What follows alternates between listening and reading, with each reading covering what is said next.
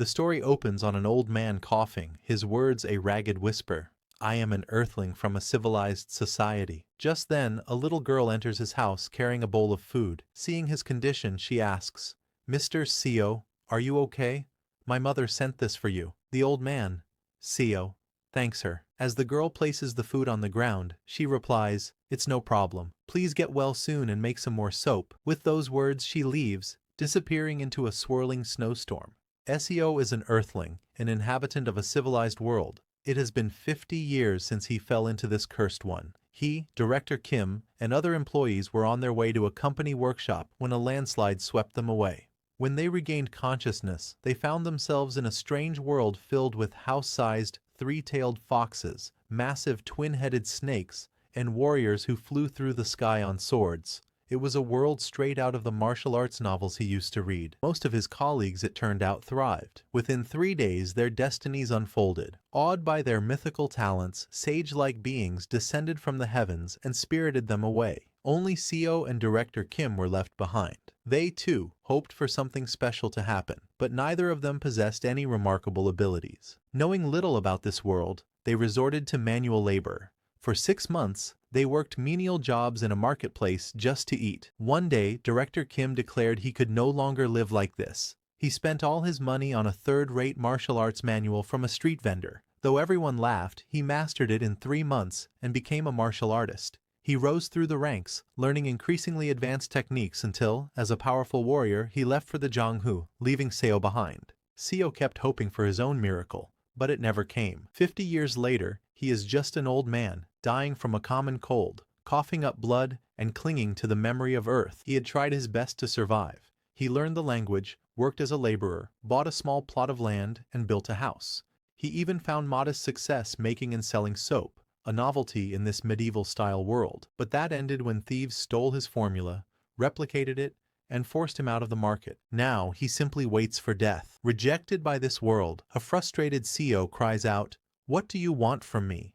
I tried my hardest, so what more must I do? He weeps, wondering why he was never chosen, why he was destined to lose everything. His energy fades and his eyelids grow heavy. As his consciousness slips away, he thinks that with just a little more power, he might have had a chance. Lying on his bed, sick and alone, Seo's life ends. And then, in a flash of brilliant light, he opens his eyes again. He looks down at his hands. They are not the wrinkled, gnarled hands of an old man, but are young and full of life. He is wearing the clothes from his old world, a blue shirt and sweatpants. He looks around and sees them all, Director Kim, Chief O, Section Chief John, and the others. It was in this moment of shock that Seo realized he hadn't been powerless after all. He had gained the ability of regression. This was his first one. Director Kim, his hair half-shaved, looks around in confusion. What's happening? We were just on our way to a workshop. He didn't know where they were, but Seo did. This was day 1. Seo vaguely recalled how they got here. An SUV, a landslide, a sudden flash. The 50-year-old memory was hazy. As he tried to piece it together, a voice called from behind. Hey, Deputy Manager Seo. But Seo was lost in thought. A single question dominating his mind. Now that I've regressed, how should I live? In regression novels, Seo thought, people thrive using their future knowledge. But all I know is how to make soap. Suddenly, a hand grabbed his shoulder. Manager Seo Yun-hyun, a voice shouted. The shout snapped Seo out of his daydream. He turned to see Section Chief Jian. Sorry, Seo started. I was just a bit startled. Swish. The sharp slap echoed, stinging Seo's face. Everyone stared in shock. Deputy Manager Seo! John screamed. You bastard! You dozed off at the wheel on a mountain road. You nearly got us all killed. Seo stood there dazed. The title Deputy Manager felt alien. He hadn't heard it in 50 years and didn't even realize John was talking to him. John's face was twisted with fury. Do you want to lose your job the moment we get back? The threat brought it all rushing back. Seo now remembered this man. Section Chief John Myung-hoon. A real son of a bitch. He was the nephew of the company's executive director and had snagged his position through pure nepotism. As Jian lunged at him again, Chief O stepped between them. That's enough, John, Chief O said. It was a landslide. There was nothing he could have done. Aren't you angry, Chief? John retorted. This psycho was asleep at the wheel. That's why we're in this mess. Seo's memory sharpened. He had dozed off. But that was because John, who was originally supposed to drive, had dumped a week's worth of his own overdue work on Seo the night before, forcing him to stay up all night. "This stupid bastard," John shrieked, pointing at Seo. "We're stranded because of him." The memories of the next 50 years flooded Seo's mind. He remembered how, back then, he had been so stunned that he simply apologized. He'd accepted the blame and spent the next half-century doing the same, apologizing to bandits who robbed him, to martial artists who mocked him, and to officials who taxed him into poverty. But living through that hell had taught him one thing: you only bow to those you can't handle. Seo stood up straight. "Section Chief John," he said, his voice even, "I know you're upset, but now is not the time for pointing fingers." "You damn son of a bitch!" Jian roared and swung a punch at his face. "Are you looking for a fight?" That punch sealed it. There was no need to kneel before a man like this. Seo spun and drove his fist into John's face, sending him stumbling backward. The others gasped, their eyes wide with disbelief. Seo didn't stop. He pounced, raining down blows. His past life had been a lesson in pain. He'd been beaten by martial artists, bandits, and corrupt officials. Now, pinning John to the ground, he realized that brutal world had given him a gift his colleagues lacked: a capacity for violence. He knew that a blow to the eyes amplifies fear. He knew that a beaten man instinctively utters 2 words. "I'm sorry," John choked out, just as Seo knew he would. Seo might not have mythical talents or world-shaking martial arts, but he finally had the power to change his fate. Director Kim, Chief O, and the others stared at him, their faces pale with fear. Director Kim found his voice first, though it trembled. "Deputy Manager Seo, no matter the reason, how could you beat a colleague so brutally?" "You're right, Director Kim," Seo replied calmly, not bothering to argue. "I lost my temper. I apologize for frightening everyone." Knowing he would never see them again, he bowed deeply to the group. "I was the one driving. I'm sorry I couldn't do more." Director Kim softened slightly. "Section Chief Jian was too harsh," he admitted. "You couldn't have prevented a landslide. He overreacted." Director Kim insisted that Seo apologize to Jian. Seo complied. He knew Director Kim was destined to become one of this world's strongest martial artists, and supporting him now could yield future benefits. Getting on his good side was the smart play. Seo turned to Jian and offered a hand. "My reaction was uncalled for," he said, his voice flat. "I apologize." John, his face swollen and purple, looked ready to retaliate, but froze when he met Seo's eyes. They were completely empty of fear. Once things settled down, Director Kim gestured toward the woods. "We should try to find a village." "That's the logical thing to do," Seo agreed, though he knew the truth. This was the Ascension Path, a forest in the land of Murim, where the only rule was that the strong devour the weak. Immortals and warriors fought for power and honor here. There were no villages for miles. "The sun is setting," Seo said instead. "We should find a safe place to build a shelter for the night." Director Kim nodded. "But what about the car? We have a lot of supplies in there for the workshop." The car was gone forever, but Seo knew they wouldn't believe him if he said so. Wasting his breath was pointless. "Let's split up," he suggested. "One team can look for the car, the other for shelter. We'll meet back here before dark." A few hours later, Seo had a fire blazing inside a cave he'd found. As the group ate the root vegetables he had gathered, a black-haired girl voiced everyone's confusion. "I don't get it. We were in a car during a landslide. How did we end up here but the car didn't?" "This tastes like chestnuts," another girl commented. "Is it crunchy?" Seo asked, smiling faintly. "There's plenty more, so eat as much as you'd like." Director Kim chuckled. "This is a serious situation, but thanks to Manager Seo, it almost feels like fun. I always knew you were dependable." Seo noticed John sulking in a corner, refusing to eat. Director Kim raised his voice slightly, ensuring John could hear. "Manager Seo, if I recall, you were so tired because you worked late last night, right?" "He's right," a brown-haired girl chimed in. "Their manager is incredibly diligent, and it feels like we're camping, thanks to the cave he found," added a red-haired girl. Seo knew they were right. In his past life, it took them hours of wandering aimlessly to find this cave. He just shrugged. "I was lucky." They all laughed and told him to just accept the compliment. Seo allowed himself a small smile, soaking in the moment. It would be the last time any of them laughed together. The next morning, Seo was on his knees, trembling as he offered greetings to the Lord of the Forest. It was a colossal, 7-tailed fox with glowing red eyes. The fox smiled, a chilling sight. "Human," it rumbled, its voice ancient. "You have a unique scent. In my 1,000 years, I have never encountered one like it. The commotion woke the black-haired girl. What's going on? She asked as she stepped out of the cave. Her eyes fell on the fox, and a terrified scream ripped from her throat. Her shriek woke the others. One by one, they emerged from the cave, their own screams joining hers as they saw the monstrous creature. Show some manners, SEO yelled at them over his shoulder. Get on your knees before the Lord of the Forest. The fox's smile widened. Every time I meet your kind, I am reminded how foolish and rude you are. Normally, I would tear you limb from limb. However, it purred, looking at Seo.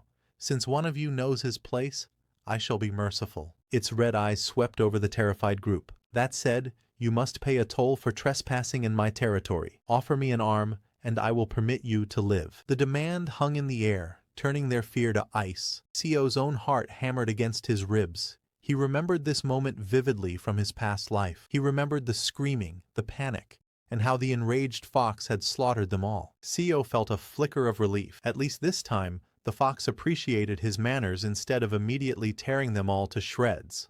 Licking its chops, the fox asked which of them would offer an arm. It's just one arm, Seo calculated. A small price to pay. Besides, he knew that the cultivators who would arrive in 2 days could easily heal a lost limb. He had even prepared a pain-dulling herb in advance. Steeling himself, Seo pushed up his sleeve and extended his trembling arm toward the beast.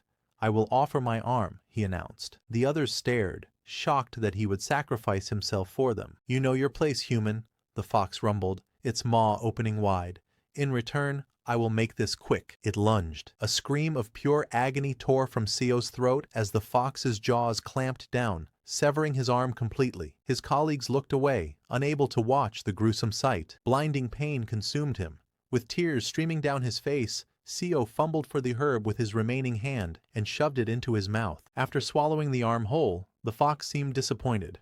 I thought you might taste different, given your scent, it commented, but you are the same as any other human. Worse even, with all the impurities in your blood. As the fox spoke, the herb began its work, dulling the excruciating pain and allowing Seo to think again. He bowed his head. I apologize that my offering was not to your liking. The fox was uninterested. You may remain in my territory for 7 days, it declared, as it turned to leave. My divinity will keep you from dying here. With a single powerful leap, it launched into the sky and vanished. The moment it was gone, the others rushed to Seo's side. Everyone inside, he grunted, staggering to his feet. I'll explain everything. Inside the cave, Seo told them what the fox had revealed to him earlier that morning. We are in a land called Murim. The name sent a shockwave through the group. Murim? Director Kim repeated in disbelief. Like in the stories? It doesn't matter, Seo said, his voice strained.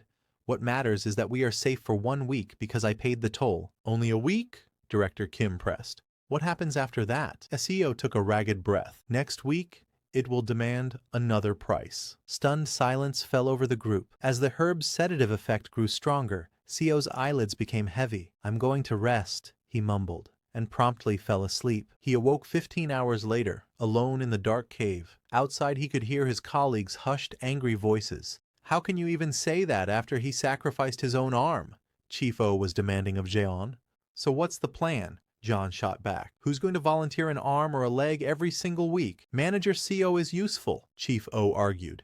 He found us food in this shelter. Exactly, Jeon said with cold logic. We learned everything we can from him for the next week. He's already lost an arm. He's not going to last long anyway. We make him the sacrifice again. Seo, listening from the shadows, felt a cold fury rise within him. Now that he was weak, John saw him as nothing more than livestock to be periodically butchered for their survival. His hand closed around a fist-sized rock. With the brutality he had learned over 50 years, killing a soft modern man like John would be easy, even with one arm. He watched as John continued trying to persuade the others. He raised the rock, his knuckles white. The urge to act was overwhelming, but he held back. Killing John now would be reckless. Fear was making them irrational, and a cruel act would permanently damage his standing with Director Kim. He let the rock drop and silently retreated into the cave. Suddenly, he heard Chief O's voice again, sharp and final. Shut your mouth, John, unless you want your other ankle broken. A small, grim laugh escaped Seo's lips. He was right. They were good people, just trapped in an impossible situation. The next morning, as the sun climbed the sky,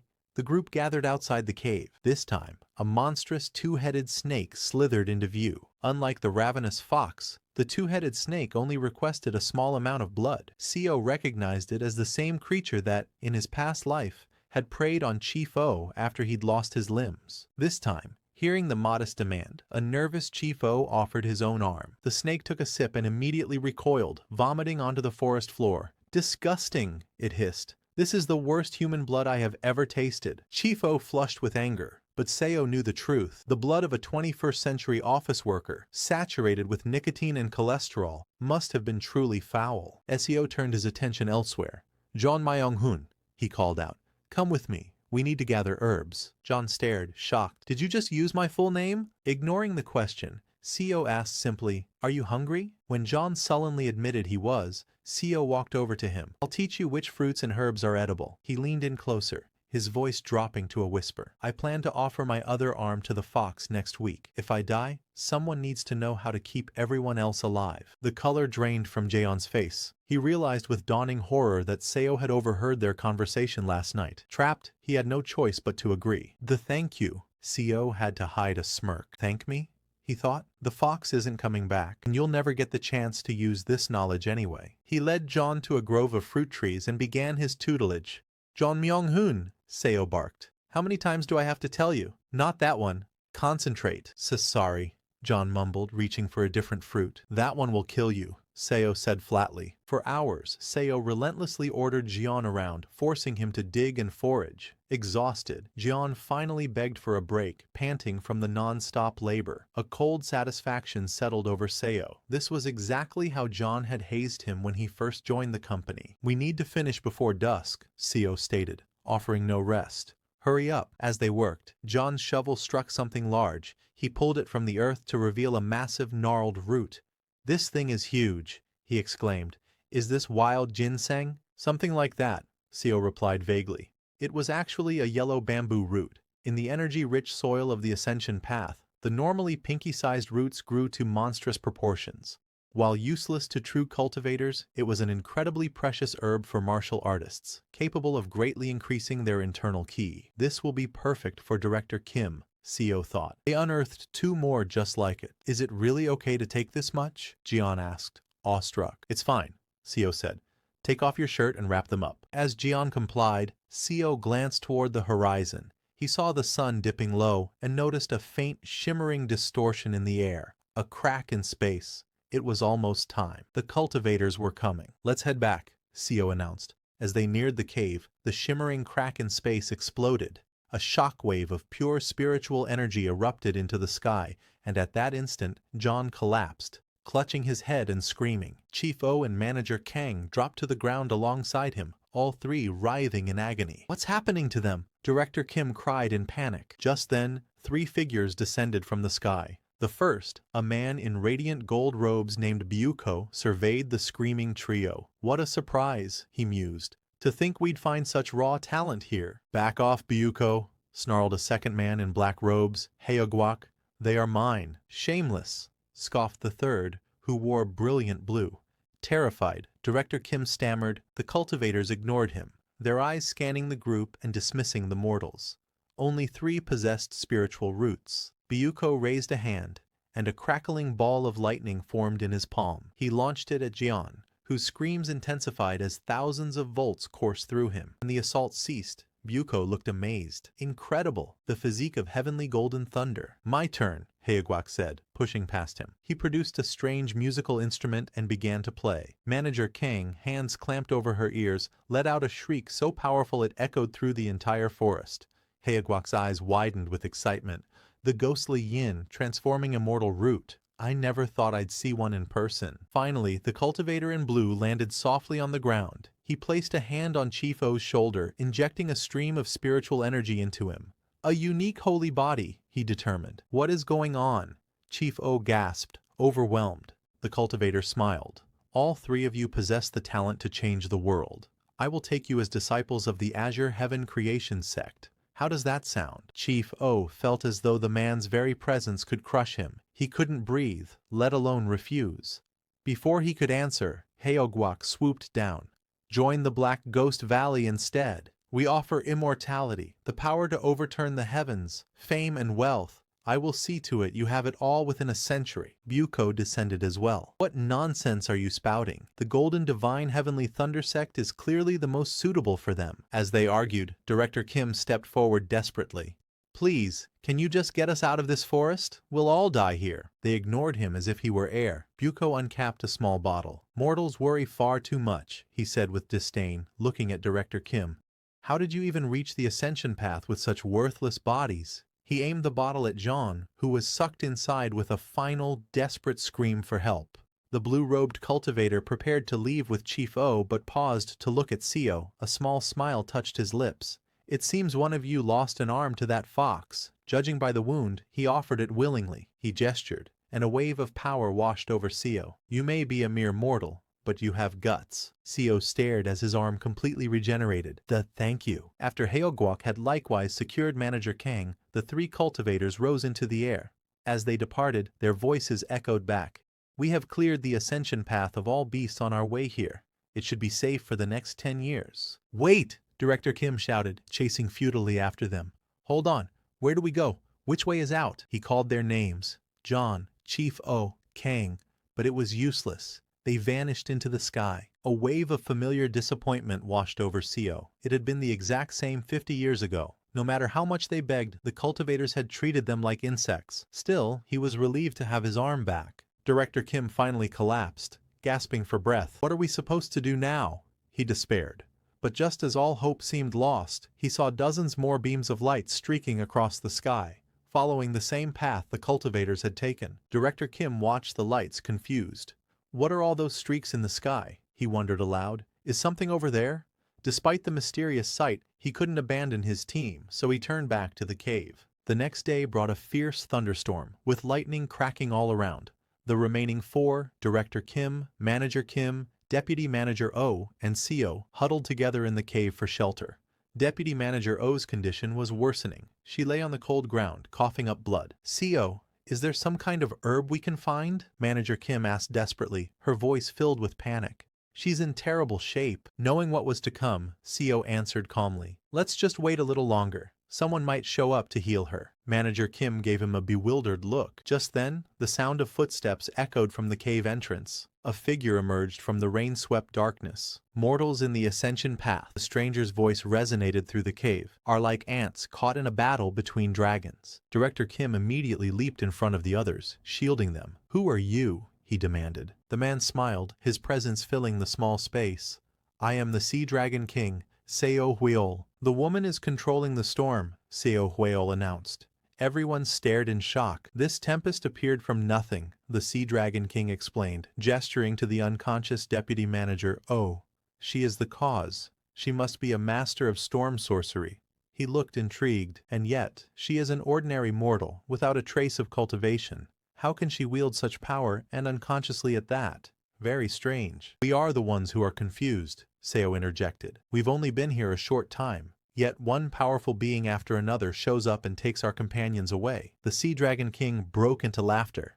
Are you telling me that you stumbled into this world with several colleagues of extraordinary potential? Then, as if on cue, powerful cultivators appeared to claim them. And now, here I am, conveniently standing before this woman. That's exactly what happened, Seo confirmed.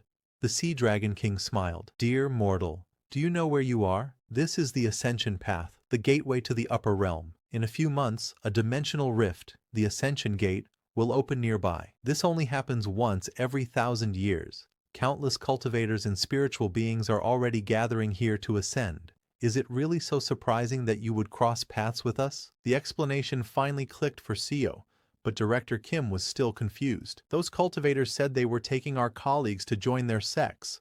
How can they do that if they're all ascending to another realm? A concept likely difficult for a mortal to grasp, Seo Huiol said patiently. He produced a bottle, similar to the one Buko had used. We have techniques to shrink vast structures and store them in magical tools like this. Those cultivators have likely stored their entire sects in such items, intending to bring everyone to the upper realm with them. In fact, he added, patting his own bottle, I have one of the undersea castles of my Sea Dragon clan stored right here. 1,800 of my kin lie dormant inside. SEO and Director Kim's jaws dropped. The Sea Dragon King gently patted Deputy Manager O's head. So peculiar, so intriguing. If she joins my clan, she could become something truly extraordinary. Get away from her, Director Kim shouted, lunging forward. He was instantly slammed to his knees, pinned by an immense invisible force.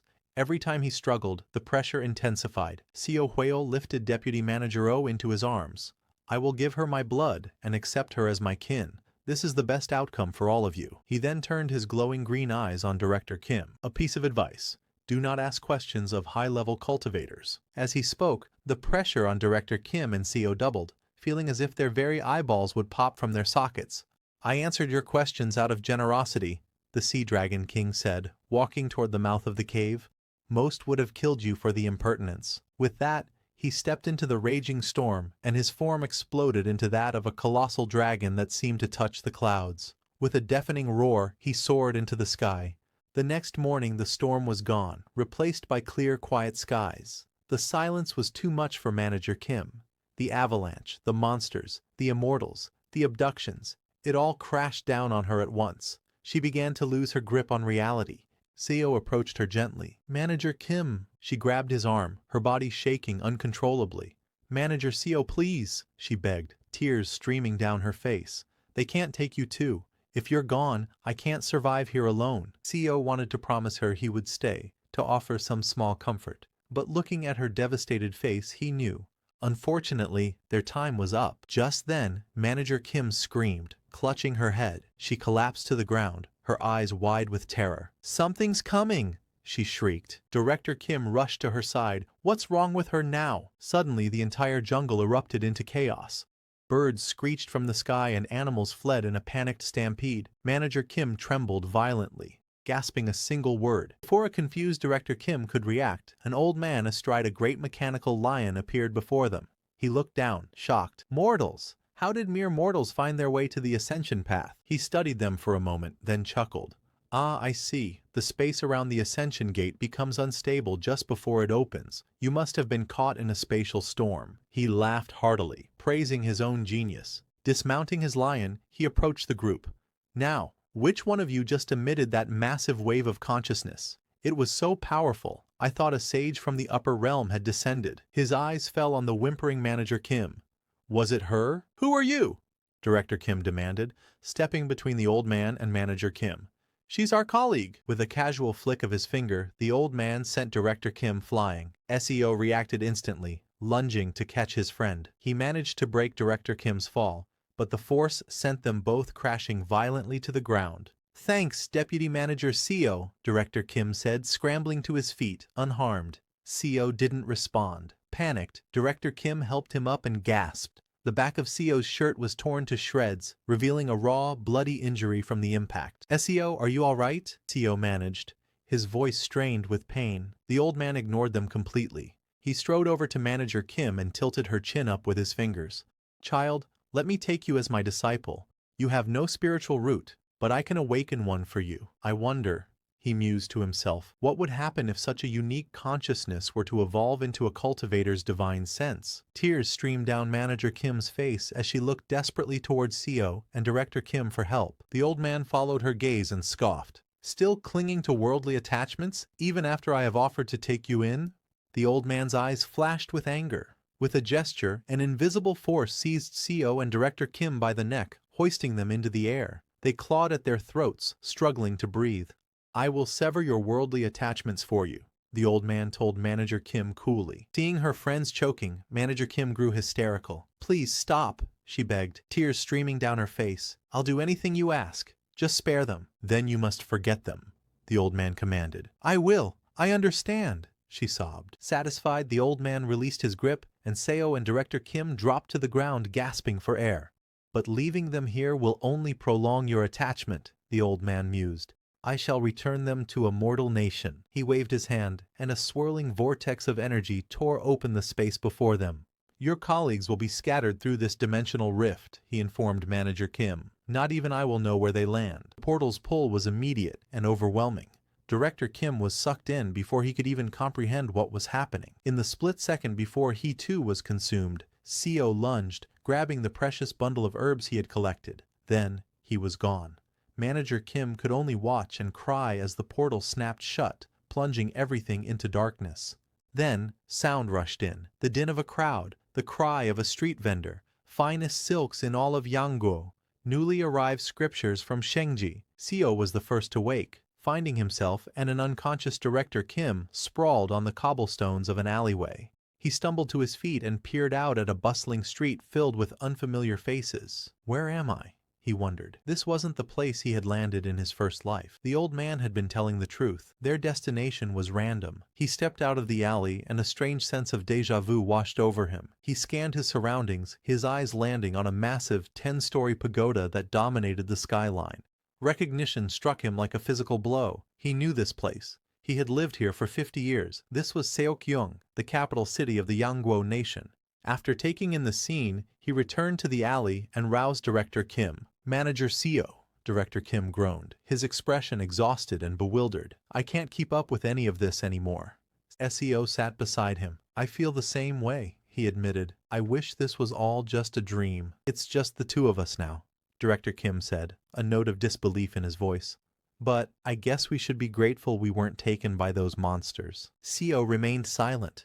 Even with his knowledge of the future, this was uncharted territory. In his past life, he was just a powerless herb gatherer. He knew nothing of this new beginning. We can't stay here forever, Seo finally said. Let's get out of this alley. Director Kim agreed, and the two of them stepped onto the main street. Immediately, they became the center of attention. People stared, pointing and whispering to each other in a language Director Kim didn't understand.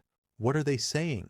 He asked Seo, unnerved. It sounds like Chinese. Why is everyone staring at us? They're saying our clothes look funny, Seo told him calmly. Director Kim replied, shocked. Seo managed a small smile. Don't worry, I know a bit of Chinese. Director Kim opened his mouth to ask another question, but seeing the bloody state of Seo's back, he held his tongue and simply said, it was a lie, of course. The local language used similar characters to Chinese, but the pronunciation was completely different. In his past life, Seo had endured 2 months of ridicule from beggars just to learn the basics. This time there was no need for that. He produced the massive roots he'd salvaged. Should we get some new clothes? Director Kim looked confused. How? I doubt they'll take our money. Without explaining, Seo led him straight to the city's largest medicine hall. The owner's eyes went wide at the sight of the herbs. Are you really selling something so precious?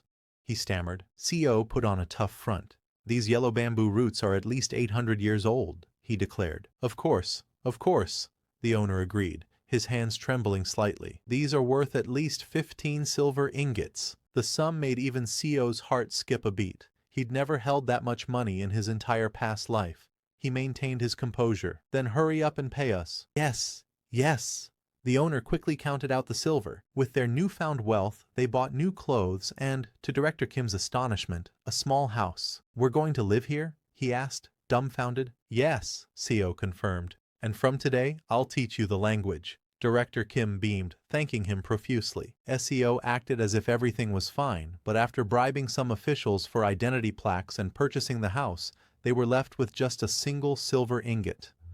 The capital is an expensive place, he thought grimly. Later, Director Kim noticed that the back of Seo's new shirt was already stained red with blood. Seeing how much Seo had done for him, an idea struck him. Since we're starting over in a new place, he began, why don't you just call me by my name? Seo looked up, surprised. If you're okay with that. Director Kim smiled warmly. Thank you, Seo Yunyun. That night, after they had settled in, Seo laid out the 2 remaining roots on the table. I sold one of these to get us started, he explained. But once these are gone, we'll have no income. We need to figure out a way to earn money. Director Kim stared at the roots, his mind racing.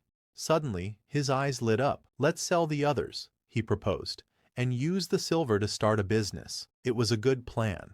With their capital and Director Kim's business acumen from his former life, they could certainly make a living. But Seo found himself thinking, is making a living enough? I've regressed. Shouldn't I dream bigger than that?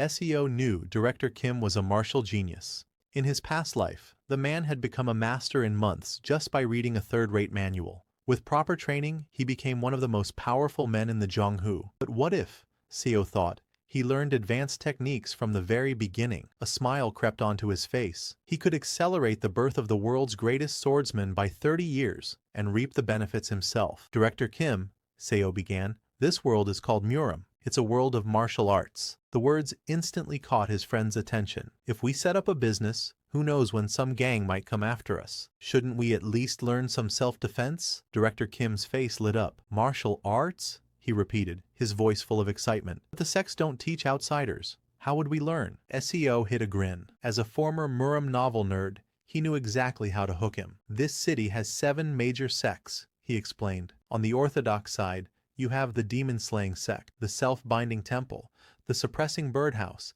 and the 7 mysteries sect. On the unorthodox side are the Wolf Fang Gang, the Dark Knight Association, and the dragon-fighting stronghold. The orthodox are called the 4 stars, the unorthodox the 3 demons. He continued, the demon-slaying sect focuses on sword and blade techniques. The self-binding temple is Buddhist. The suppressing birdhouse specializes in intelligence. And the 7 mysteries sect teaches a bit of everything. Not much is known about the 3 demons, other than that they're masters of stealth and sorcery. SEO paused. So, which one do you like? Without a moment's hesitation, Director Kim replied, the demon-slaying sect. A true martial artist wields a blade. It was a fitting choice for the man who would one day be called the world's greatest swordsman. How do you know all this? Director Kim asked, suddenly suspicious. SEO just laughed. I overheard some martial artists talking earlier. 3 months later, after selling the last of the roots, they stood before the gates of the demon-slaying sect. A muscular guard blocked their path. What do you want? My older brother and I have heard of the sect's fame and wish to learn its martial arts, Seo said politely. The guard eyed their fine clothes but scoffed. He's a bit old to start learning, the guard said, gesturing to Director Kim. Seo discreetly pressed a silver coin into the guard's hand. Could we perhaps speak to someone of higher status? Even simple self-defense training would be enough. The bribe worked. The guard led them inside to meet with a sect elder. You wish to learn self-defense? The elder asked. You wish to learn the best you have to offer, Seo declared, placing a heavy box of silver on the table between them. The elder's eyes widened at the sight of the glittering nuggets. Very well, the elder conceded. I suppose one of you may join as an external disciple. He pocketed the silver. But know this.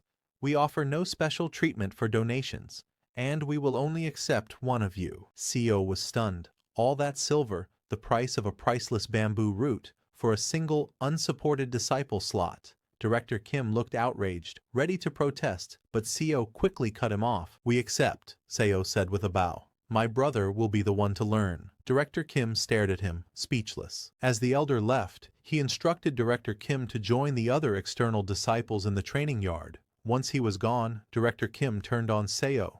What's the point if only I'm learning? If I'd known it was this expensive, I would have chosen another sect. Don't worry about it, Seo said with a reassuring smile. I was never good at sports anyway. I'll use the remaining money to start a business and support you. You just focus on mastering the sword. Director Kim was floored by the sacrifice. I'll do my best, he promised, though his voice was hesitant. I don't know if I can do it. Believe in yourself, Seo said firmly. You can. With a final grateful nod, Director Kim headed for the training yard. 7 months later, the demon-slaying sect was in an uproar. At an internal competition, an outsider, a man who had only been training for 7 months, had single-handedly defeated every one of their prized disciples. The sect elders watched from their platform, their faces a mixture of fury and disbelief. Mastering a martial art requires a deep understanding of its core principles, and a body perfectly attuned to its movements. But some talents are so profound they seem to laugh at the conventional process, soaring through stages that take others decades to cross. The demon-slaying sect, the greatest sect in Seokyeong, was filled with such talents. Yet, an outsider had just defeated them all. In a mere 7 months, Director Kim had not only learned their absolute dragon saber technique, but had become a first-rate warrior. The Grand Elder was furious. Reaching the first-rate stage was thought to be impossible without years of dedicated training, let alone for an outsider who had joined with a simple donation. It was a humiliation. It looked as though the sect's proud tradition had knelt before one man. He immediately ordered Director Kim to be captured. Now, Director Kim was imprisoned in a guarded house, suspected of being a spy, and for some reason, Seo was imprisoned with him. Aren't you worried? Seo asked, watching Director Kim calmly practice his sword forms. Director Kim just laughed. About what? About being a suspected spy, SEO exclaimed. In the novels, they destroy your key core for something like this. True, Director Kim admitted, pausing his practice. But for some reason, I feel like I'm about to break through another wall. If I can just cross it, I think I can reach the next stage. SEO stared at him, dumbfounded. What kind of monster are you?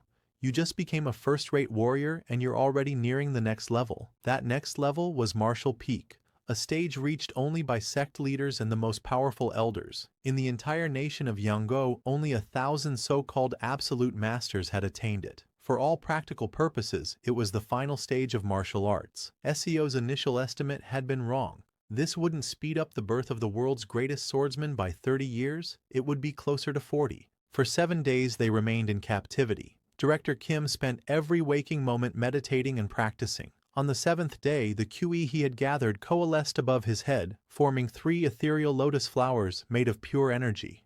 SEO watched in awe. These were the flowers of Qi, a phenomenon only witnessed when a martial artist reached the absolute peak. Director Kim inhaled, and the lotuses dissolved into his body. He stood up, a newfound power radiating from him. "I've crossed the barrier," he said, a confident smile on his face. "I'm not so afraid of the demon-slaying sect's leader anymore." SEO could only laugh. "Your talent is beyond anything I could have imagined." "I'm impressed with myself too," Director Kim admitted. "I never knew I had it in me. Maybe that's why I always loved those martial arts novels." Just then, the door burst open.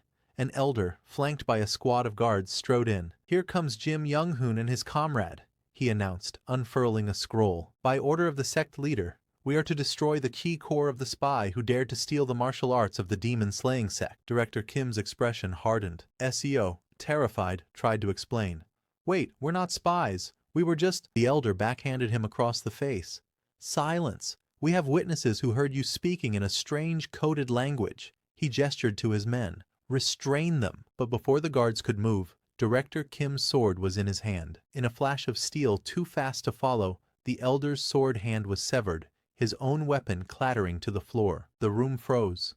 Director Kim leveled his blade at the stunned elder's throat. "This is the first sect I have ever joined," he said, his voice cold as ice. "I am no spy." A guard lunged, ignoring the elder's fate. Before his blade even came close, Director Kim moved, a blur of motion. In seconds, every guard in the room was on the ground, clutching their disarmed hands. The survivors scrambled away, screaming that he was a peak-level master, running to inform the sect leader. "I'm going to visit the other sects," Director Kim said calmly amidst the chaos. "What will you do?" "I'll go with you," CEO replied immediately.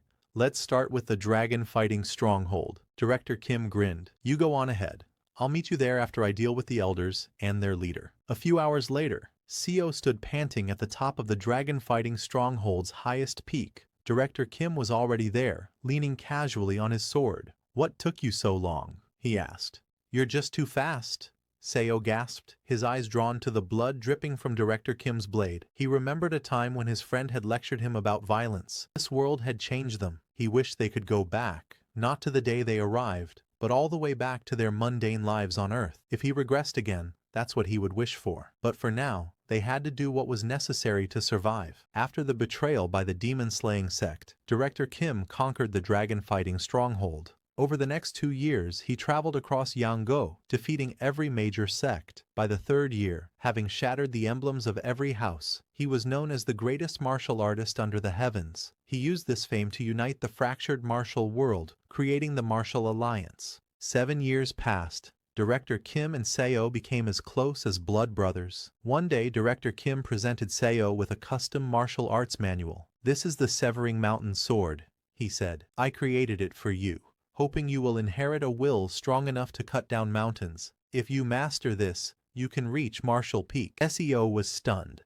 The manual, which included the Dragon Vein Qi method, was a true first-rate art, far beyond anything he had ever seen. He began practicing immediately, but the result was always the same. He would be on the ground before he even knew what happened. "You really have no talent," Director Kim would say with a sigh. It was true. Even with a personalized technique created by the world's best and one-on-one training, Seo barely scraped his way to the 3rd-rate level after a full year. "It can't be helped," Seo finally admitted. "At least I have some talent for medicine. Everyone is good at something, I suppose." Then, a decade after their arrival, Seo witnessed a miracle. As Director Kim meditated, 5 spheres of pure Kui, like radiant flowers, bloomed above his head. SEO knew this was the legendary 5 energies converging to the origin. A massive wave of internal energy erupted from Director Kim's body. The sound of cracking bones and shifting joints filled the air as his white hair darkened to black. The transformation was a divine spectacle, releasing so much power that Seo couldn't even stand nearby. When the light subsided, Seo stared in shock. Before him stood a young man. It was Director Kim, but decades younger. "What's so surprising?"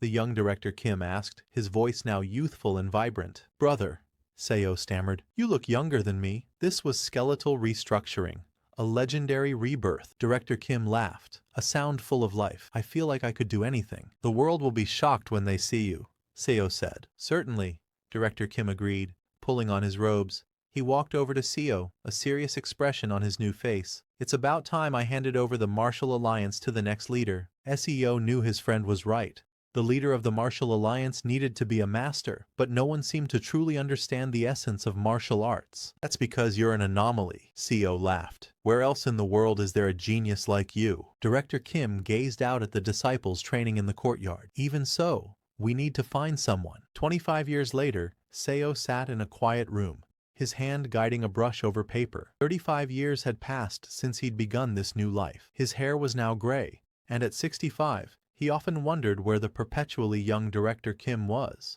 A year after his transformation, his friend had retired as alliance leader. SEO had wanted to retire too, but he was needed to stabilize the chaotic martial world and had remained as the alliance's strategist for many years.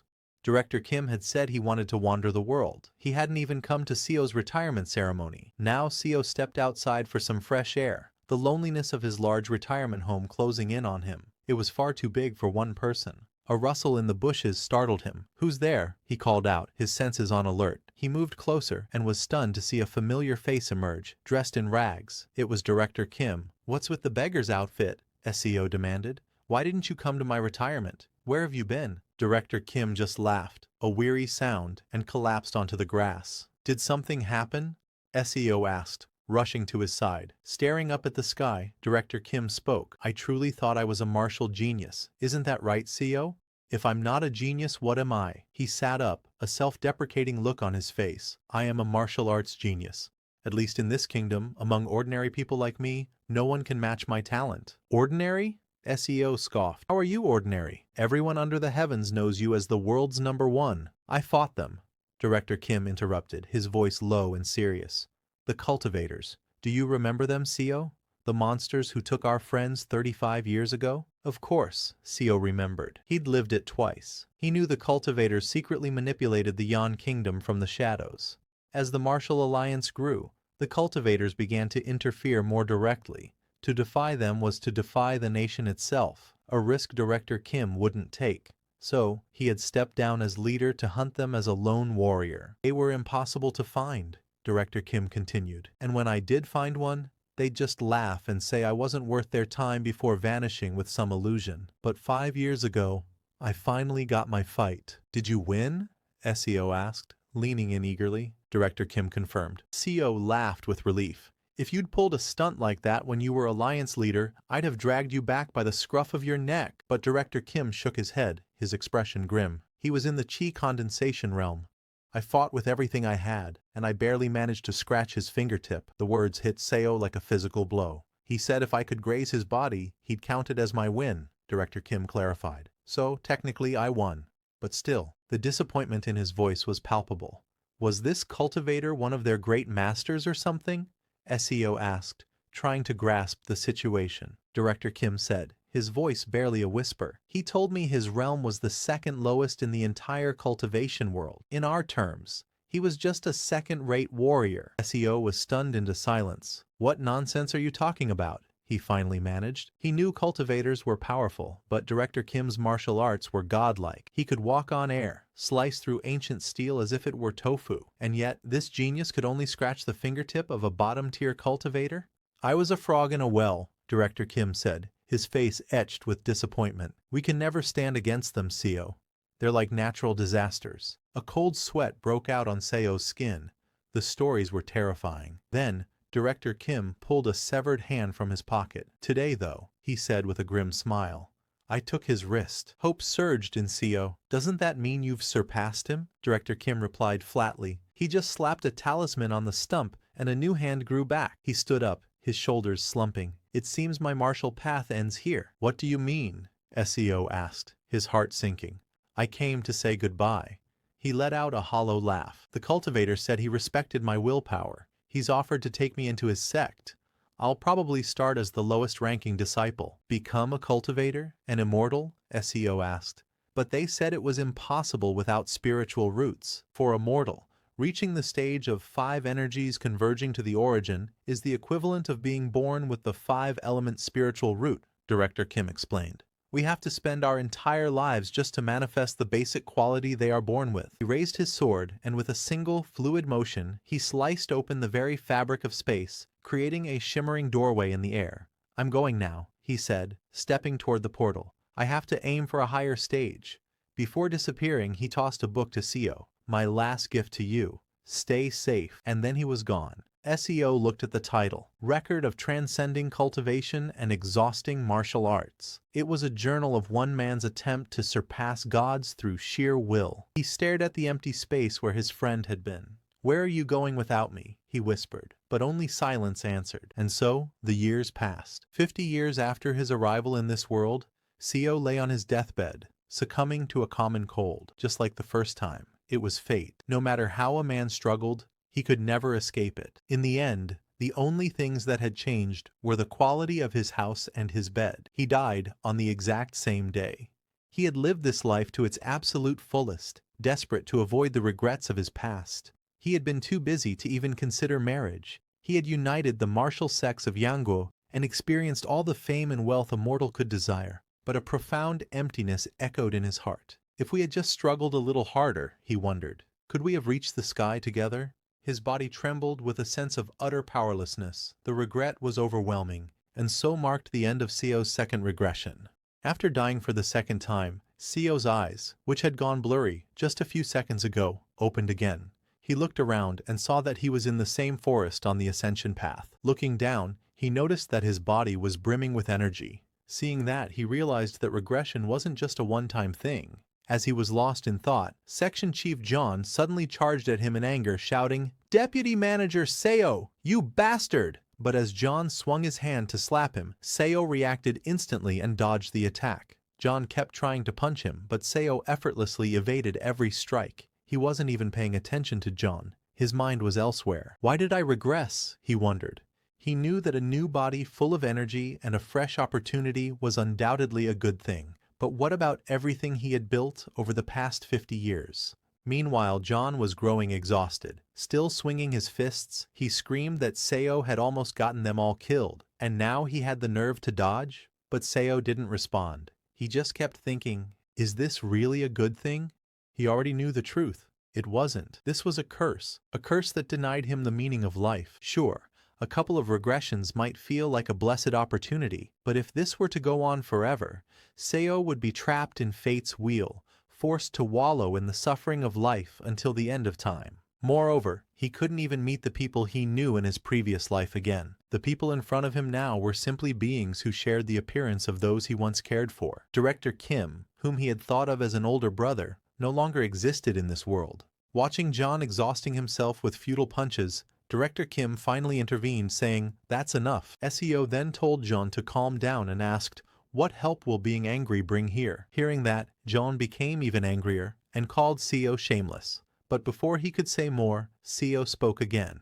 "In the first place, John, you were on driving duty today. I warned you before you forced me to drive that I hadn't slept last night, because of the work you offloaded on me." Seo turned to leave and asked, "How would I have even dodged an incoming avalanche on a narrow road?"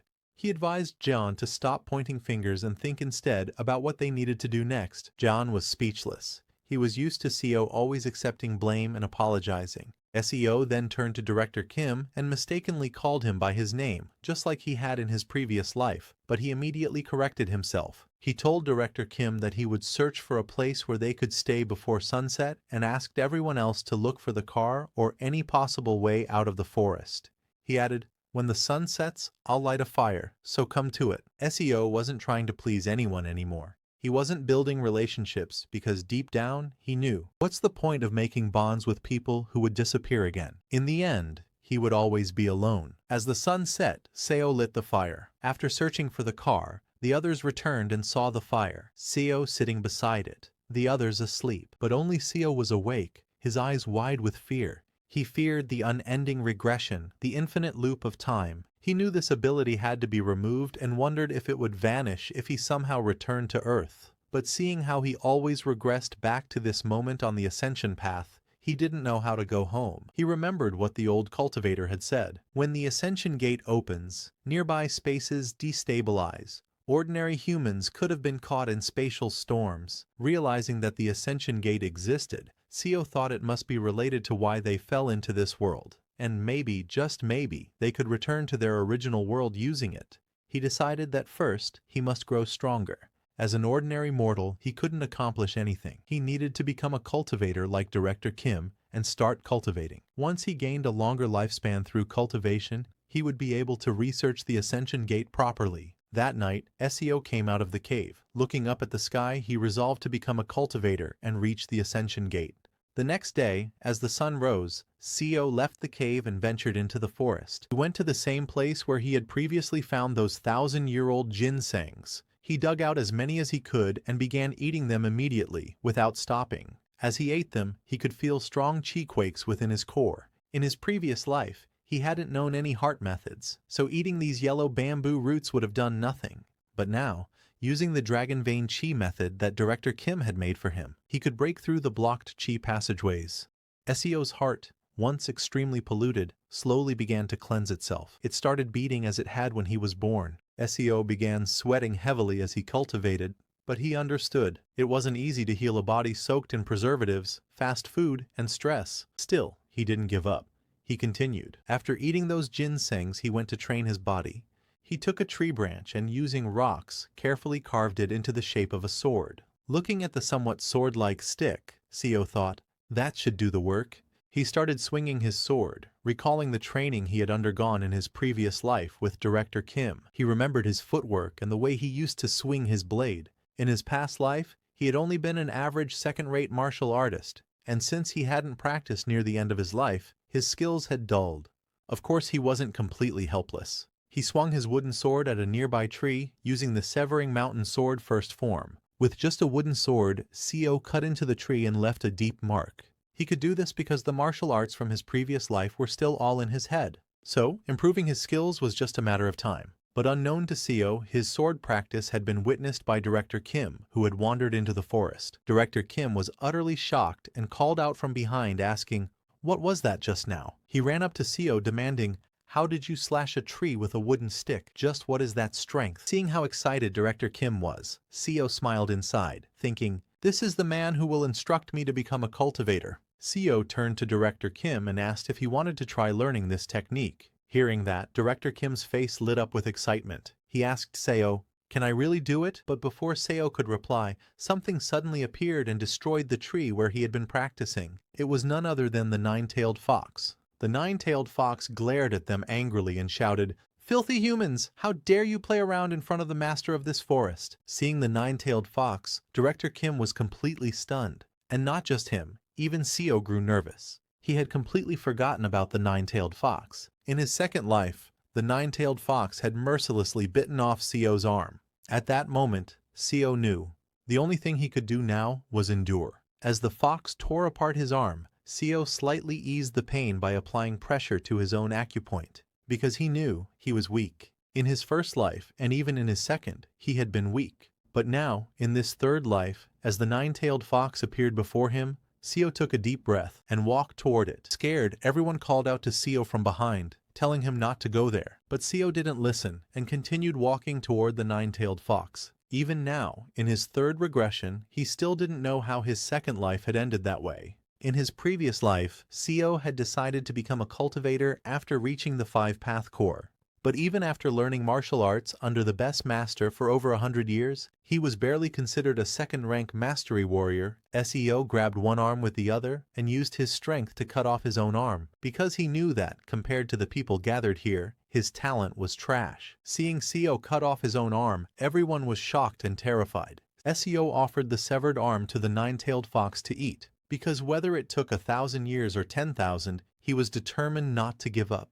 Seeing Seo willingly offer his own arm, the nine-tailed fox laughed and said, "Human, you know your place. You know how to offer yourself as a sacrifice." The nine-tailed fox then decided to have a taste of Seo's arm. Hearing that, Seo silently resolved to offer his arm to the fox, until the day he surpassed its strength. After the fox ate Seo's arm, it allowed them to stay and then disappeared. Seo didn't care about the others. He simply went to a quiet place in the forest and kept swinging his sword. After a few days, the cultivators healed his arm and escorted his colleagues away. But Seo didn't eat, sleep, or rest. He kept swinging his sword. The only reason he stopped swinging on the 4th day was because the Sea Dragon King arrived. Seo greeted the Sea Dragon King with respect and said, "This lowly mortal dares to ask the Sea Dragon King a question."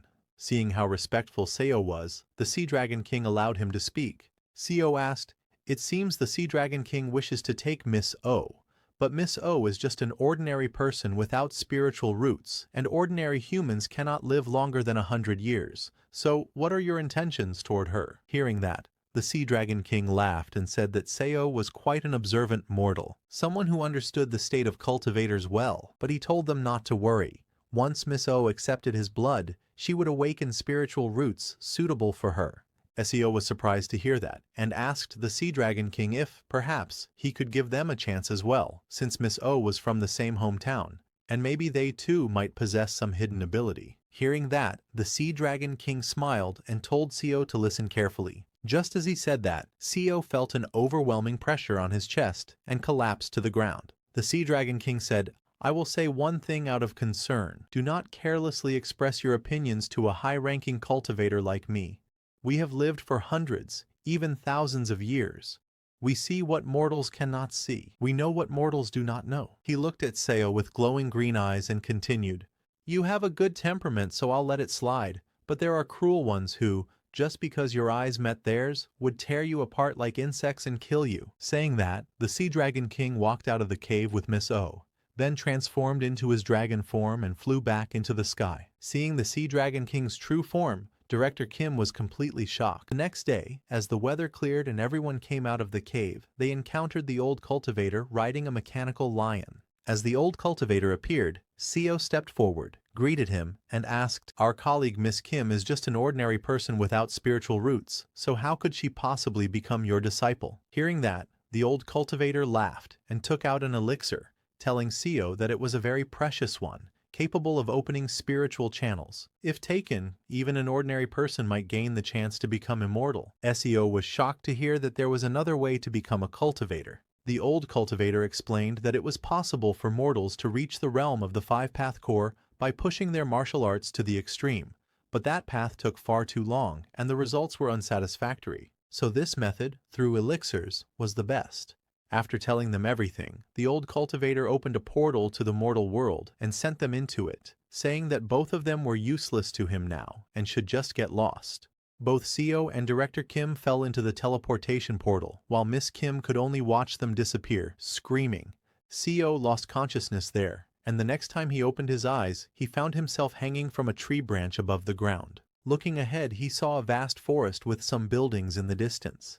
Seeing that, Seo realized this was the southwestern root army of the Yan Kingdom from his past life. Just like in the second regression, he had wandered all over the Yan Kingdom with Director Kim. Having traveled the Yan Kingdom for over 100 years, there were almost no places he didn't know now. Seo climbed down from the tree and woke up Director Kim. After waking him up, both of them headed toward a nearby castle. Seo explained the situation to Director Kim, who seemed flustered, but perhaps because so much had already happened, he accepted most of it. A few days later, they arrived at the nearest Tiger Wall Castle. There, they sold herbal medicine from the Immortal Ascending Village and bought a house. Seo began teaching Director Kim how to write and speak the local language, as well as how to use the Severing Mountain Blade, which Director Kim had originally created in his second regression. SEO even modified the technique to better suit the weapon Kim used. As he watched Director Kim train, Seo felt a bit disappointed with himself because Director Kim had reached the Three Blossoms Crown Peak just 3 months after starting martial arts training, while Seo had spent 2 entire lifetimes just to barely reach the first-rate level.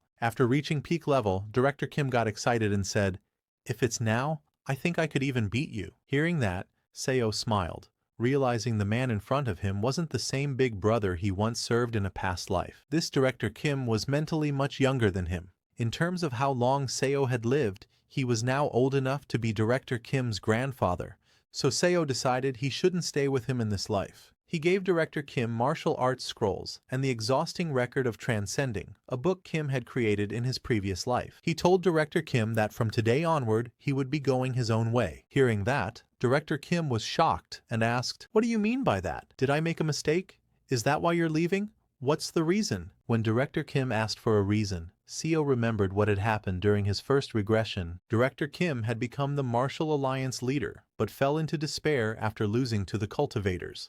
The second regression wasn't much different. Director Kim developed the record of transcending cultivation and exhausting martial arts, then created the record of martial arts surpassing through cultivation. He fought against the cultivators, but in the end, he was overwhelmed by a stronger one and fell to the ground. After that, Director Kim disappeared, saying he would become a cultivator, abandoning the path of martial arts. And Seo thought, maybe this life would end the same way. But this time, he no longer wanted to see his brother Kim fall into that same despair again. So Seo made an excuse, telling Director Kim that he wanted to travel alone to improve his skills. Hearing that, Director Kim asked Seo if he couldn't just do that with him. He questioned, "How am I supposed to live without you?" Seo told Director Kim that with his martial arts skills at the current level, he should be able to live just fine. He reminded him that he had already taught him how to speak, write, and even practice martial arts.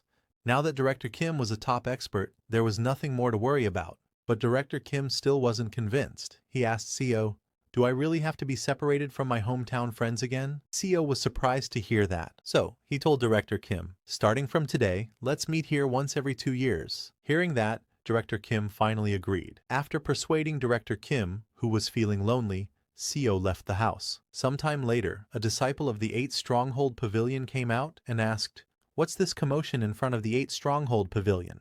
The person he asked was Seo. Seo greeted him and replied that he had come to request a duel at the 8 Stronghold Pavilion. Hearing this, the disciple laughed and said, "This pavilion is not a place where just anyone can show up." But before the disciple could finish his words, Seo drew his sword and swung, cutting down the disciple's blade in a single strike, shocking everyone nearby. After cutting the blade, Seo asked the disciple, "Do I still look like a nobody to you?" Seo had made up his mind. He was determined. He would definitely become stronger. After challenging the 8 Stronghold Pavilion and breaking one of their disciples' blades, Seo was welcomed inside. Once inside, a girl came to escort him. She politely asked him to follow her to the inner quarters, saying that the sect leader was waiting there. Seo followed the girl into the inner quarters, where she led him to an arena. The sect leader was already waiting, and the audience was made up of the disciples of the 8 Stronghold Pavilion. When the sect leader saw Seo, he smiled and said he was curious to see who this first-rate master would be, only to find such a young junior. Seo respectfully greeted him, saying, "This humble one, Seo Yun-hyun, greets the sect leader of Palgyeonggak." Hearing that, the sect leader laughed and praised Seo, saying his energy was extraordinary. Seo returned the praise, complimenting the sect leader's powerful presence, and asked him for his guidance. Without hesitation, the sect leader drew his weapon, a spear whip. Swinging it skillfully, he said, "Then I shall begin first." Seo also drew his sword, preparing for battle. The sect leader moved with lightning speed, aiming at Seo's legs, but Seo quickly dodged. However, that attack was just a feint. As Seo leapt into the air, the sect leader infused energy into his spear whip and launched another attack, this time aimed at Seo's head. It took Seo by surprise, but he countered effortlessly by moving his sword with lightning speed, deflecting the attack. The disciples of the 8 Stronghold Pavilion were shocked to see their sect leader's 9-section whip being blocked by a sword. Observing Seo's reaction speed, the sect leader was impressed and said, "Young warrior, you've achieved the state of sword-body unity. you're already at the late stage of first rate. SEO humbly praised the sect leader in return, acknowledging that he had completely merged with martial arts. He added that, thanks to their exchange, he had gained insight into a new technique. The sect leader laughed and replied, "To be at my level at such a young age, SEO, you truly are a genius." Hearing the word genius, Seo laughed. To him, being called a genius wasn't a compliment. It might be surprising that someone who looked to be in his late 20s had reached such a high level, one that normally takes decades of training. Seo smiled and thanked the sect leader for complimenting his insufficient talent. In truth, Seo believed he was just one of countless mediocre dullards in the world. Heaven hadn't granted him talent, but even as such a dullard, through regression, he had trained his martial arts to a level comparable to a true genius. Seo thought to himself, regression. Perhaps that is both my ability and my opportunity. And with that thought, he decided to become a genius. Pointing his sword at the sect leader, Seo declared that he would now use sword energy.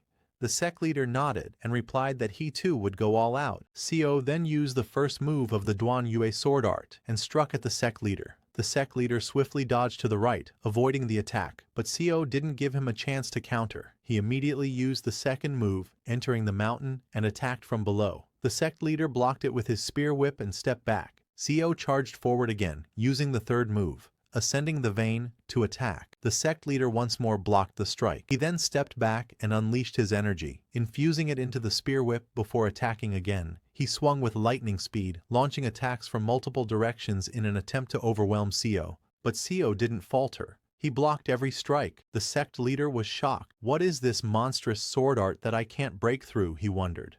The sect leader aimed once again at Seo's legs, trying to disrupt his balance, but it was no use. Seo jumped and dodged once more. While Seo was midair, he used the seventh move of the Duan Yue sword art, Deed Mountain, and charged straight at the sect leader with incredible speed. It looked as if Seo was attacking with 1,000 swords, and the sect leader was unable to dodge. He couldn't predict Seo's sword trajectory and barely managed to evade, only to have his cheek sliced. Seeing this, the disciples of the 8 Stronghold Pavilion were shocked, exclaiming, "This can't be!" Seo's sword speed was increasing with every move. Then, Seo unleashed the 11th move, destroying the ground. The sect leader jumped back and dodged, but the disciples were stunned. It wasn't just Seo's speed, the sword was gaining destructive power as well. Seo charged again, this time with an energy-infused strike. The sect leader blocked it with his own energy-infused spear whip. The collision released a massive burst of energy. After taking Seo's attack head-on, the sect leader's hand began to tremble. Seeing this, Seo decided to end the fight here. He leapt high into the sky and used the 12th move, 7 Lights Emerging Peak. The sect leader also prepared to strike, but Seo swung his energy-infused sword with such overwhelming speed and force that it shattered the sect leader's spear whip into thousands pieces, completely stunning everyone. Not just the sect leader, even the disciples of the 8 Stronghold Pavilion were in shock. Seo's attack didn't just destroy the spear whip, it also cut the sect leader's hand. Gripping his injured hand in pain, the sect leader admitted defeat. Upon hearing that, Seo immediately sheathed his sword and respectfully greeted the sect leader, saying it had been a valuable opportunity. With that, he left the arena. Their match had completely destroyed the battleground. After defeating the sect leader of the 8 Stronghold Pavilion, Seo departed from the sect. As he walked out, everyone stared at him in silent awe. It had been a clean and honorable fight. Seo remembered that Palgyeonggak had been famous even in his past life as a righteous sect that didn't resort to cowardly acts. Inspired by this, he decided to visit a demonic sect next. Through these martial duels, Seo thought, in this life, I must reach the peak realm. As time passed, Seo visited about 4 more minor sects in Seogyeongsong. Among them, he lost duels at Iljubo and Hyeongmun, but won against sects like Gaejubang and Yukgyolbo. Eventually, he arrived at Hoedangpa, where he fought one of their warriors. Seo cut down the warrior's blade and sent him flying with a single blow. The warrior crashed near his sect master and was knocked unconscious from Seo's overwhelming attack. Seeing this, the sect leader of Hoedangpa laughed and said, "So the young first-rate master who's been challenging sects all over Seogyeongsong recently was you after all." He told Seo that he had witnessed his skills well. Seo respectfully greeted him and said he too had learned a lot. Just then, many warriors emerged from the door behind the sect leader. The sect leader turned to Seo and asked if he was ready, because now it was the turn of the 10 elders. Seo was stunned. What is this? He thought. Is this the demonic sect's way? He asked the sect leader. Didn't the duel just end with my victory? I've never heard of continuous battles or a 10-on-1 duel. With a sly smirk, the sect leader replied, Really? Didn't you just hear? Hearing that, Seo realized the sect leader was playing with words. Trying to intimidate him, Seo said, If I publicly reveal today's cowardice to the other sects, Hoedangpa's reputation will plummet.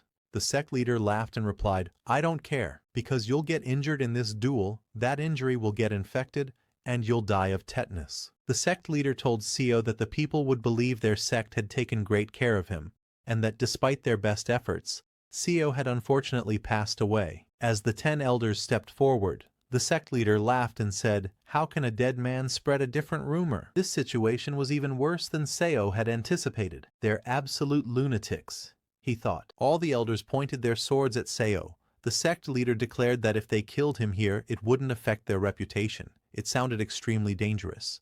But Seo smiled. This was exactly why he came. He pulled out his sword and challenged the sect leader, saying he would accept this absurd duel. The 10 elders charged at Seo, and thus began a true battle. As the sun set over Hoedangpa, the streets of the city lit up in celebration. People filled the inns, drinking and enjoying the evening. At one table, a drunk man told his friends, I heard the young master who's been challenging every sect to duels went to fight Hoedangpa this time. What a pity for such a talented youth. His friend nodded. Challenging an illegal organization like the evil sect? That's just asking to die. A third chimed in. That's how it is when you're young, thinking the world will go your way? A kind of innocence, I suppose. Another man from a nearby table stood up and scoffed. That guy relied too much on his skill and acted recklessly. He brought about his own death. Hoedangpa may look like a sect, but inside, it's nothing more than a bandit's den. He's probably buried by now. Just then, the door to the inn creaked open. A man stepped in, his shoes soaked in blood. The waiter turned to welcome the guest, but froze in shock. It was Seo, his body covered in blood and dotted with minor injuries. He calmly ordered a bowl of noodles. The entire inn fell silent. The waiter nervously gestured. Please, come in and sit down. Seo walked forward, and as he passed, everyone instinctively lowered their heads. None dared meet his eyes. It was the natural reaction. His expression was terrifying. Seo was furious at those maniacs from Hoedangpa. He had almost died. It hadn't just been 10 against 1. They'd even poisoned their weapons, cowardly striking his back. It was fortunate Seo had studied top-tier medicine during his time as a strategist for the Martial Alliance. If he hadn't taken the antidote pills and stimulants he had prepared in advance, he would have surely died. He killed all 10 elders. But just before the end, the crazed old sect leader gave a desperate final order. He shouted for all his disciples to kill Seo no matter what.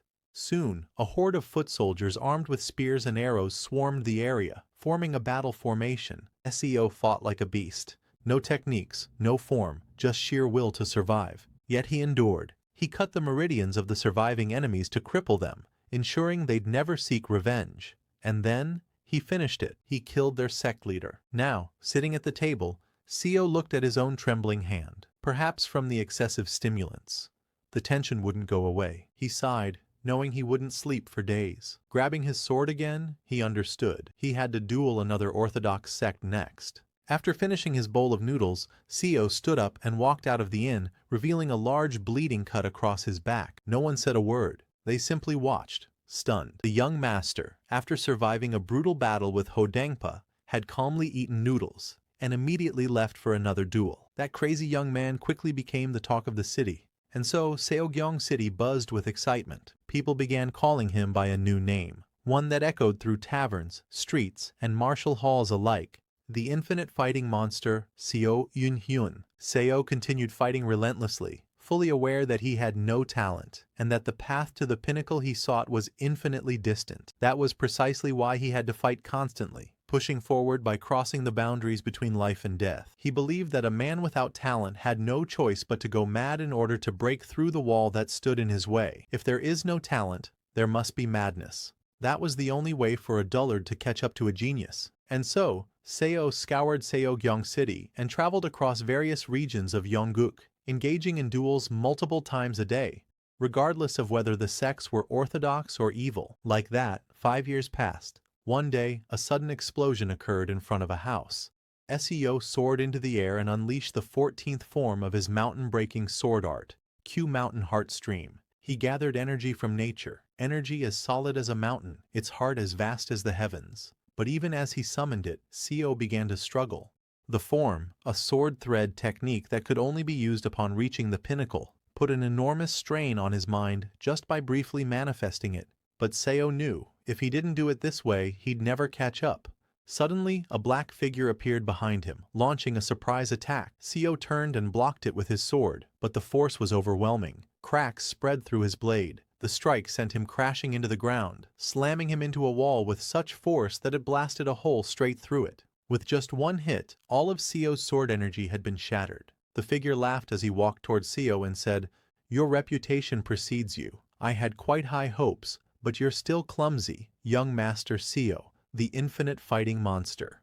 Stepping out from the smoke, the figure revealed himself. Seo's eyes widened. It was Director Kim, the one known as the greatest under heaven, Kim Young-hoon. Seo stood up, impressed. "You've gotten even stronger than last year," he said. And he was right. Director Kim had undergone a complete transformation in just 5 years.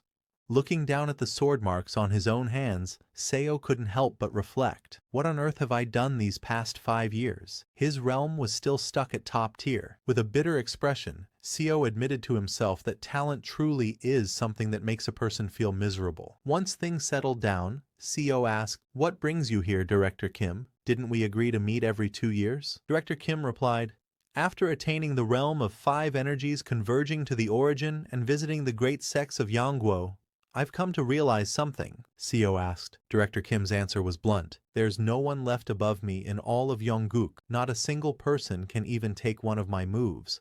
That's why I'm planning to establish a new sect, or an organization of some sort, and I want to offer you a seat." But Seo immediately declined. "I'm comfortable with where I am now," he said. Looking at Director Kim, Seo thought to himself, he's already developed the martial lord's disease. Seo knew that if he accepted the offer, even in this life, he'd end up becoming a strategist or vice-sect leader, working himself to the bone. But with his limited talent, every minute, every second, was precious. Director Kim warned, "Once I establish the organization, it might be difficult to meet again." He tried persuading Seo, saying, "You could still stick around. Join me for some guidance duels maybe." But Seo declined again. "No matter what you offer," he said firmly, "I won't accept." Hearing this, Director Kim looked deeply saddened. It had been a good offer, genuine, well-meant, but Seo turned it down because he had already received plenty of Director Kim's teachings in his past life. What he needed now was not guidance, but real-world experience. In Seo's past life, Director Kim had once told him that after reaching the late stages of first rate, he should strive to experience as much real combat as possible. So, in this life, Seo chose to follow that advice, to merely observe Director Kim's saga from afar, while continuing his own endless journey in search of battle. And so, another 20 years passed. One rainy day, Director Kim arrived at the old house where they used to meet. He opened the creaky door and stepped inside, calling out to Seo, "You look pale." Seo was already there, waiting. Time had aged him. His hair had grayed. His face bore countless scars and cut marks. But above all, his expression was heavy, deeply sorrowful and worn. Because after all this time, Seo had finally come to accept the truth. His talent was a talent abandoned by the heavens. Seo sat cross-legged on the mat, his hand firmly gripping the hilt of a glowing blue sword. Despite his countless hours of relentless training, frustration clouded his expression. From across the room, Director Kim, with his long hair tied neatly at the back, looked at him and asked, "Have you still not broken through to the next realm?" Seo tightened his grip on the glowing sword, his eyes filled with determination. He acknowledged to himself that his understanding of sword chi had already far surpassed that of others in the league. Yet, despite his progress, he couldn't help but feel the sting of inadequacy. He still couldn't last beyond 3 moves against the high-rank masters. Director Kim placed a hand thoughtfully against his chin, his brows furrowing slightly. After a brief moment of contemplation, he muttered to himself, finding the situation unusual. "How strange," he thought. Director Kim observed Seo closely, noting the way he now moved as one with his sword, far more in tune than ever before. Yet, despite this progress, Seo still hadn't reached the peak realm.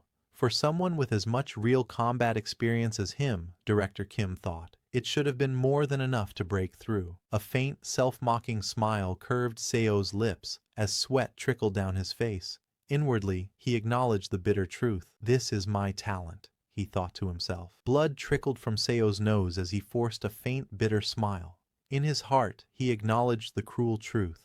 He possessed a talent that the heavens themselves had cast aside. Seo's grip on his sword tightened. His expression strained as blood trickled from his nose. Half a day. That was his limit. If only he could sustain his sword chi effortlessly from dawn till dusk, without faltering, perhaps then he might finally catch a glimpse of the path forward. Seo's grip on his sword tightened, his expression strained as blood trickled from his nose. Half a day, that was his limit. If only he could sustain his sword chi effortlessly from dawn till dusk, without faltering, perhaps then he might finally catch a glimpse of the path forward. Director Kim handed Seo a thick, red-bound book, his tone filled with sincerity. He expressed his genuine hope for Seo's success, then added as he passed it over. Seo sat reading the red-bound book, his expression thoughtful. Director Kim explained that it contained insights he had gained from his recent battle against cultivators. By enduring their spells and dragging the fight out for as long as possible, he had managed to hold on and ultimately escape. Seo weighed the thick red-bound book in his hands.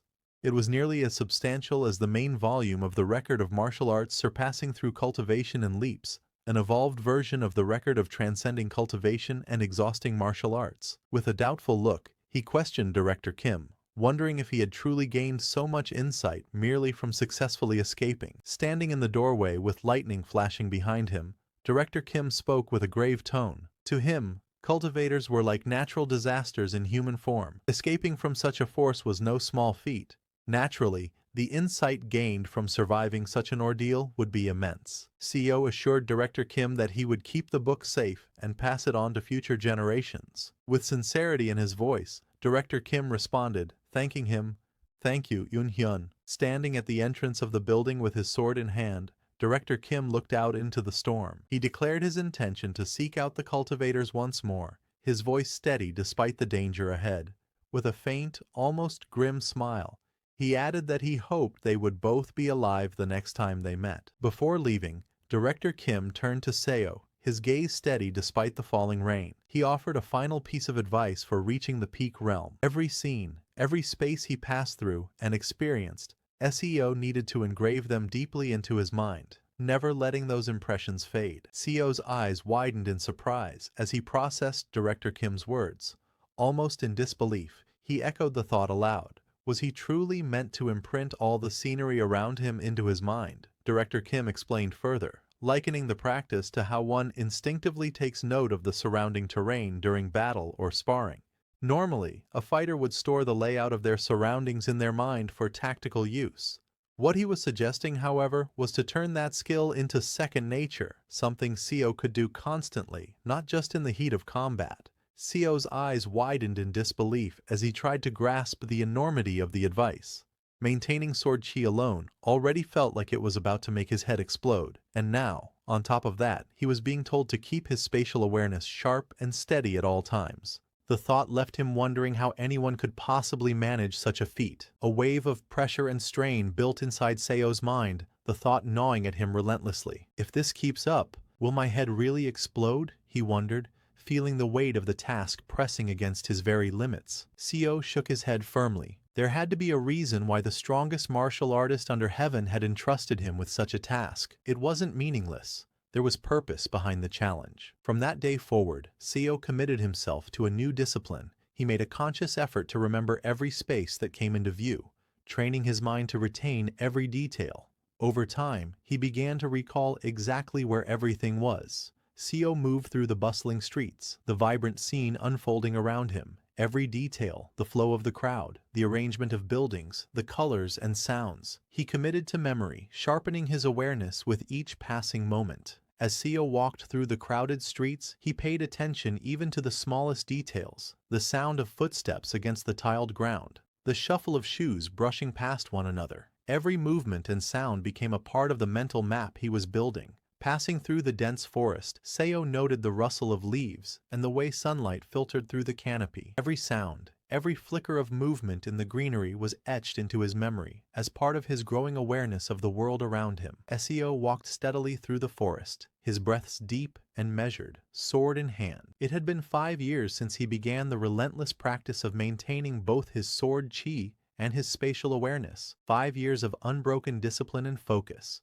Seo swayed slightly, a wave of dizziness washing over him. Perceiving every fragment of spatial information that entered his field of vision was exhausting, far from an ordinary task, and certainly not an easy one. It demanded constant focus, pushing his mind to its limits. Seo realized his perception had grown sharper than ever before. It was no longer limited to visual information. Now, even the faintest sounds reached him with clarity. The rustling of leaves, the distant chirping of insects, the subtle crunch of footsteps. All of it became part of the world he was learning to perceive. A shadow of doubt crossed Seo's mind. Will I even be able to perform martial arts properly in this condition? He wondered. Yet he reminded himself that there were no more sects left to confront, at least for now. For nearly 3 decades, Seo journeyed across the entire Yan kingdom, challenging minor sects in sparring matches and, on occasion, testing his skills against the major ones. By now, there was hardly a sect in the kingdom that he hadn't visited, and now, Seo made his living by collecting bounties. His skills had brought him to the point where he was not only confronting outlaws, but also capturing dangerous bandits with ease. In his dizzy state, he found himself forced to battle enemies who attacked without restraint, using any means or methods to kill. The thought gnawed at him. Could he truly survive under such relentless conditions? One of the bandits spotted him and shouted, "Brother, it's him!" Another roared, "Found you, you bastard!" But Seo remained calm, gripping his sword tightly. Either way, he thought, this is the path I've chosen. The towering bandit leader stepped forward, his broad frame draped in a leopard-patterned robe, eyes locked on Seo with murderous intent. Resting a massive blade on his shoulder, he sneered and pointed his second sword toward his target. "You're dead now," he roared, his voice rumbling through the forest as the other bandits closed in behind him. Seo steadied his breathing, sword chi swirling around him despite the pounding in his head. "Even if I die," he thought, "this is the path I've chosen." Facing the armed men before him, his grip tightened. "Isn't this the path I must walk?" Blood sprayed through the air as screams of agony pierced the forest. The clash had begun, and the carnage was instant. 15 years had passed. Seo, now aged and bearing a weathered face marked by deep lines, gazed forward with a solemn expression. His gruff voice carried the weight of years as he quietly asked, "Did you survive, Director Kim?" His long hair tied neatly back and a deep scar etched across his face met Seo's gaze with a warm smile. In a confident yet light-hearted tone, he replied, "Yeah, this time too." It had been 45 years since Seo had returned to this life. As he calmly poured tea, his thoughts reflected on the changes within him. By now, his vision and hearing were sharper than ever, leaving no room for doubt. Even his sense of touch, taste, and smell had reached a state of refined perception, honed to near perfection over the decades. Seo's gaze fell upon the steaming cup of tea before him. Despite all the refinements his senses had achieved over the decades, he knew in his heart. But Seo's expression grew heavy, his eyes shadowed with the weight of regret. Even after all these years, he thought to himself, I still haven't become a master at the peak. Seo's eyes burned with fierce frustration, the weight of decades pressing down on him. The thought echoed relentlessly in his mind, rising into a silent roar. I still haven't. Director Kim sat across from Seo, a faint smirk playing on his lips as he sipped his drink. He explained that it seemed he had become wanted. Perhaps he had gotten a bit too famous among the cultivators. 2 of them, he continued, had even gone so far as to set a trap and lie in wait for him. Seo recounted his experience with a measured tone. He explained that he had barely managed to escape the ambush, though he did succeed in leaving a small cut on one of his attacker's cheeks. Looking toward Director Kim, he remarked that surely Kim must have gained valuable insight from this encounter as well. Director Kim scoffed at the idea of insight, dismissing it as nonsense. Placing his hand on the cup, he admitted that, even now, he still couldn't defeat a judgment stage Taoist. If he failed to escape in such a fight, he knew the outcome. He would end up as nothing more than a corpse lying on the ground. Director Kim tilted his head back slightly, his expression thoughtful, as he confessed what had been weighing on his mind lately. He admitted that the extreme state of the 5-path core he had reached might, in fact, be the very end of the martial path itself. Director Kim reflected aloud, wondering if even the martial arts record CEO had first given him, one that claimed martial arts could surpass cultivation, was perhaps flawed. He questioned if CEO had ever shared his thoughts, that no matter how strong or skilled one became, martial arts alone could never truly defeat cultivators. For some reason, CEO found himself seeing a reflection of his own past and struggles in Kim Young-hoon. CEO observed that Kim Young-hoon clearly possessed a talent blessed by the heavens. In contrast, he reflected bitterly, he himself had been born with a talent abandoned by the heavens. CEO reflected that he and Kim Young-hoon possessed talents that were complete opposites, one blessed by the heavens, the other abandoned by them. Yet, despite this stark contrast, he couldn't help but wonder, why does he look so much like me? CEO admitted his frustration at not knowing why he couldn't reach the peak realm. Director Kim considered this and noted that even after mimicking sword chi and adopting the perspective of the peak realm, CEO still couldn't attain it, and he still had no idea why. Under the quiet night sky, Director Kim suggested having a sparring match for old time's sake. CEO responded with a faint smile, saying it was the best thing he had heard in a long while. The moon hung high in the night sky, casting a gentle silver glow over the quiet forest below, as if silently bearing witness to the coming clash. The stillness of the night was shattered by a deafening clash, the air erupting with explosive force as their battle began, sending shockwaves rippling through the trees under the moonlit sky. CEO staggered back, clutching his side as pain surged through him. Gritting his teeth, he shouted in frustration, "Damn it! What the hell do you think the problem is?" Director Kim, standing with his sword in hand, admitted honestly that he didn't know the reason. By all rights, Seo should have become a peak master long ago. Blood dripped from Seo's mouth as he staggered, his voice sharp with confusion and urgency. "What do you mean? How strange, how bizarre. Why is this happening?" Director Kim wondered himself, struggling to comprehend. He said that even if Seo truly had no talent at all, this outcome still didn't make sense to him. Hearing that, Seo's eyes widened in shock and confusion. Director Kim placed a thoughtful hand on his chin, his gaze steady. Perhaps, what you're missing," he suggested, "is the right trigger." SEO repeated the word softly. "Trigger," Director Kim explained. "Something like desperation, or a driving force. Something that could push you past the limits of your talent by drawing out extreme focus." CEO's rage exploded as he shouted, his voice echoing with decades of frustration. "What kind of damn trigger are you even talking about? I've wielded a sword for over 50 years, my whole life." CEO's eyes burned with fury and desperation as he roared, "And now you're telling me, what kind of trigger do I still need to yearn for, and how much more desperately?" His voice trembled with raw emotion. "I've risked my life and struggled all my life just to escape mediocrity." CEO roared with fervent intensity, raising his sword high. "I've activated every meridian in my entire body. Now, even when I sleep, I hold my sword and release sword energy. Even in my dreams, I've reached the point where I process every bit of scenery and information I see." CEO collapsed to his knees, his voice breaking with anguish. "Then why? Why? Just why the hell? You're telling me the next realm won't reveal itself to me? Why? Why the hell not?" CEO lay sprawled on the ground, his sword cast aside, his breath ragged. Even he knew how pitiful it is for an old man, nearly 70, to resent the heavens. His voice cracked with anguish. Why? Just why? Even after a lifetime of chasing the sword, yearning for that elusive next realm, CEO's grasp remained empty. His fingers clawed into the dirt as he growled through clenched teeth.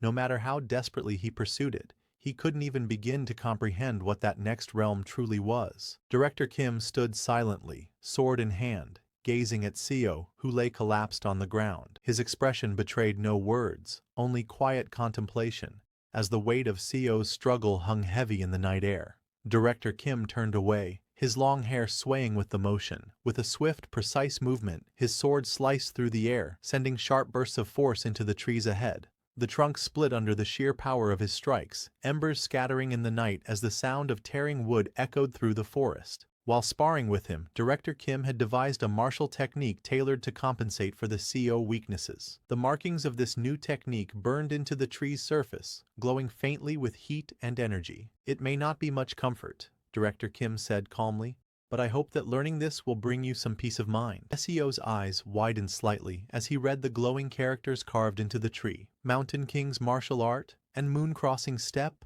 he muttered, recognition dawning in his voice. His grip tightened on his sword, a mixture of awe and reluctance filling his gaze. He looked toward the place where Director Kim had been standing moments ago and sighed bitterly.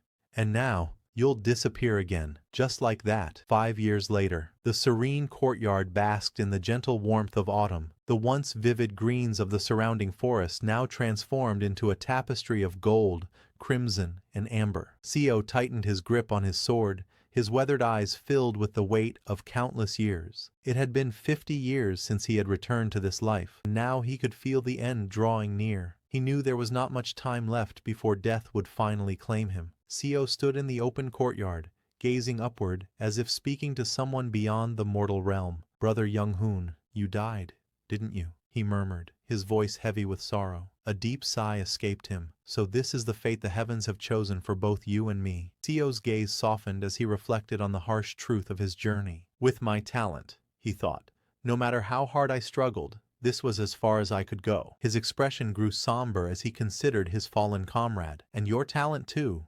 Perhaps that was its limit." Walking away with a sword in hand, Seo spoke with a voice heavy with resignation. "No matter how much ordinary men like us struggle, we can't escape the fate the heavens have set for us." From behind, a voice cut through the air in sharp defiance. "What kind of nonsense are you spouting, Seo Yun-hyun?" It was Director Kim. Blood streamed down Director Kim's face as he staggered forward, desperation blazing in his eyes. "Wait!" he cried out, his voice hoarse and trembling. A violent cough shook his body, forcing blood from his lips.